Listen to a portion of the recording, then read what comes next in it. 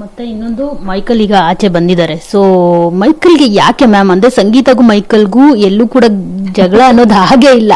ಯಾಕೆ Michael ಸಂಗೀತನ hate ಮಾಡ್ತಾ ಇದ್ರು, ಜೊತೆಗೆ ಎಲ್ಲೋ ಒಂದ್ ಕಡೆ ಸಿಕ್ಕಾಪಟ್ಟೆ ಬಿಗ್ ಬಾಸ್ ಸುದೀಪ್ ಸರ್ ಹೇಳ್ದಂಗೆ ಆಟಿಟ್ಯೂಡ್ ಕಂಟೆಸ್ಟೆಂಟ್ ಗಳ ಹತ್ರ ಇಟ್ಕೊಳ್ಳಿ, ಬೇರೆ ಕಡೆ ಎಲ್ಲ ಬೇಡ ಅಂತ ಹೇಳ್ತಾರೆ. ಎಲ್ಲೋ ಒಂದ್ ಕಡೆ ಜಾಸ್ತಿ ಆಗಿತ್ತ? ಇನಿಷಿಯಲಿ ತುಂಬಾ ಹಾನೆಸ್ಟ್ ಆಗಿದ್ರು ಮೈಕಲ್. ಅವ್ರ ಒಪಿನಿಯನ್ಸು, ಆಮೇಲೆ ಅವ್ರನ್ನ ನೋಡಿದ್ರೆ ಹಾಗೆ ಅನ್ನಿಸ್ತಿತ್ತು. ಅದೇ ಈಸಿ ಗೋ, ಇಟ್ಸ್ ಓಕೆ, ಏನು ರೂಲ್ಸ್, ಇಟ್ಸ್ ಓಕೆ, ಏನು ಅಷ್ಟು ಸೀರಿಯಸ್ ಆಗಬೇಕಾ, ಕ್ಲೀನ್ ಮಾಡಬೇಕಾ, ಮಾಡೋಣ ಬಿಡಿ. ಅದು ಇಟ್ ವಾಸ್ ವೆರಿ ಹಾನೆಸ್ಟ್ ಅಂತ ಅನಿಸ್ತಿತ್ತು, ಹಾನೆಸ್ಟ್ ಆಗಿತ್ತು. ಬಟ್ ಹೋಗ್ತಾ ಹೋಗ್ತಾ ಹೋಗ್ತಾ ಸಮ್ವೇರ್ ವಿ ಫೆಲ್ಟ್ ಅಯ್ಯೋ ತುಂಬ ಜಾಸ್ತಿ ಆಗ್ತಿದೆಯಲ್ಲ. ನಾವು ಒಂದು ವೇದಿಕೆ, ಒಂದು ಶೋಗೆ ಬಂದಿದ್ದೀವಿ ಅಂದರೆ ಅದಕ್ಕೆ ಕೊಡಬೇಕಾದಂಥ ಬೆಲೆ ಕೊಡಲೇಬೇಕಾಗತ್ತೆ. ಅದನ್ನು ಒಪ್ಕೊಂಡು ತಾನೇ ಬಂದಿರ್ತೀವಿ ನಾವು. ಕೊಡಲ್ಲ ಅಂತ ಹೇಳೋದು ಎಲ್ಲೋ ಒಂದು ಕಡೆ ಆಗುತ್ತೆ. ಆ್ಯಂಡ್ ನೀವು ಕೇಳಿದ ಹಾಗೆ ಸಂಗೀತ ಮೈಕಲ್ಗೆ ಏನು ಪ್ರಾಬ್ಲಮ್ ಅಂತಾನೆ ಗೊತ್ತಿರಲಿಲ್ಲ. ಇನ್ಫ್ಯಾಕ್ಟ್ ಸಂಗೀತ ಸುಮಾರು ಸಲ ಕೇಳ್ತಾ ಇದ್ರು ಕೂಡ ಮೈಕಲ್ನ, ನಾನು ಏನು ಮಾಡಿದ್ದೀನಿ ಅಂತ ನೀವು ಹೀಗೆ ಮಾತಾಡ್ತಿದ್ದೀರಾ, and you are very negative ಅಂತ ಹೇಳಿದ್ರು. ಮನೆಯವರು ಎಲ್ರಿಗೂ ಫೀಲ್ ಆಗ್ತಿದೆ ಅಂತ ಅಂದರು. ಆಗ ನಾನು ಹೇಳಿದೆ, ನನಗೇನು ನೆಗೆಟಿವ್ ಫೀಲ್ ಆಗ್ತಾ ಇಲ್ಲ, ನಾನೇನು ಹಾಗೆ ಅನ್ಕೊಂಡಿಲ್ಲ ಅಂತ ನಾನೊಬ್ಳು ನನ್ನ ಕಡೆಯಿಂದ ಕ್ಲಿಯರ್ ಮಾಡಿದೆ. ಸೊ ಈ ಥರದ್ದು ಬಹಳಷ್ಟು ನಡೀತು. ಆ ಬಿಡಿಂಗ್ ಪ್ರೋಸೆಸ್ ಏನು ಬಂತು ಅದ್ರಲ್ಲಿ ಜಾಸ್ತಿ ಆಗೋಯ್ತು. ಅವ್ರಿಗೆ ಅಮೌಂಟ್ ಕಡಿಮೆ ಆಯಿತು. ಮೇ ಬಿ ಫ್ರಸ್ಟ್ರೇಟ್ ಆದರು ಅಂತ ಅನ್ಕೋತೀನಿ ಮೈಕಲ್, ನನಗೆ ಕಡಿಮೆ ಕೊಟ್ರಲ್ಲ ಅಂತ. ಇಟ್ ವಾಸ್ ಅಗೇನ್ ಅ ಗೇಮಲ್ಲಿ ಸ್ಟ್ರಾಟಜೀಸ್ ಯೂಸ್ ಮಾಡ್ಕೊಂಡು ಮಾಡಿದ್ದು. ಸೊ ಪ್ರಾಬ್ಲಿ ಅಲ್ಲಿಂದ ಎಲ್ಲೋ ಒಂದು ಕಡೆ ಜಾಸ್ತಿ ಅವರಿಬ್ಬರ ಮಧ್ಯೆ ರಬ್ ಆಯಿತು ಅಂತ ಅನ್ಕೋತೀನಿ. ಬಟ್ ಜೆನ್ಯೂನ್ ಕಾರಣನೇ ಗೊತ್ತಿಲ್ಲ ಯಾಕೆ ಅಷ್ಟ್ರ ಮಟ್ಟಿಗೆ ಆಯಿತು ಅನ್ನೋದು ಯಾರಿಗೂ, ಇನ್ಫ್ಯಾಕ್ಟ್ ಸಂಗೀತನಿಗೆ ಗೊತ್ತಿಲ್ಲ.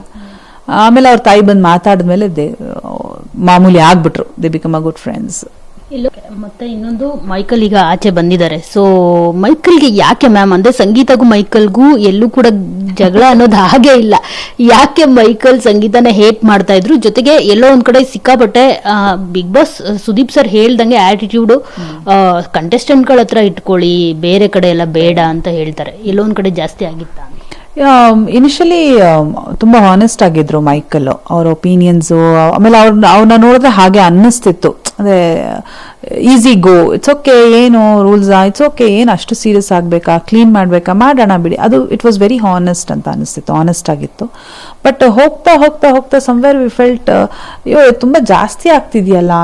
ನಾವು ಒಂದು ವೇದಿಕೆ, ಒಂದು ಶೋಗೆ ಬಂದಿದ್ದೀವಿ ಅಂದರೆ ಅದಕ್ಕೆ ಕೊಡಬೇಕಾದಂಥ ಬೆಲೆ ಕೊಡಲೇಬೇಕಾಗತ್ತೆ. ಅದನ್ನು ಒಪ್ಕೊಂಡು ತಾನೇ ಬಂದಿರ್ತೀವಿ ನಾವು.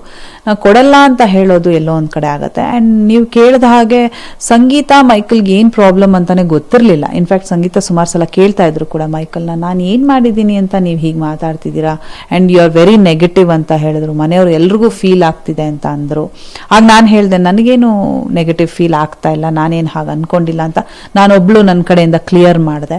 ಸೊ ಈ ಥರದ್ದು ಬಹಳಷ್ಟು ನಡೀತು. ಆ ಬಿಡಿಂಗ್ ಪ್ರೋಸೆಸ್ ಏನು ಬಂತು ಅದ್ರಲ್ಲಿ ಜಾಸ್ತಿ ಆಗೋಯ್ತು.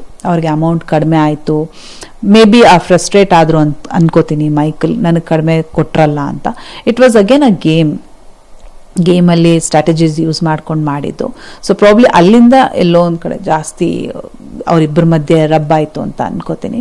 ಬಟ್ ಜೆನ್ಯೂನ್ ಕಾರಣನೇ ಗೊತ್ತಿಲ್ಲ ಯಾಕೆ ಅಷ್ಟ್ರ ಮಟ್ಟಿಗೆ ಆಯಿತು ಅನ್ನೋದು ಯಾರಿಗೂ, ಇನ್ಫ್ಯಾಕ್ಟ್ ಸಂಗೀತನಿಗೆ ಗೊತ್ತಿಲ್ಲ. ಆಮೇಲೆ ಅವ್ರ ತಾಯಿ ಬಂದು ಮಾತಾಡಿದ್ಮೇಲೆ ಮಾಮೂಲಿ ಆಗ್ಬಿಟ್ರು. They become a good friends.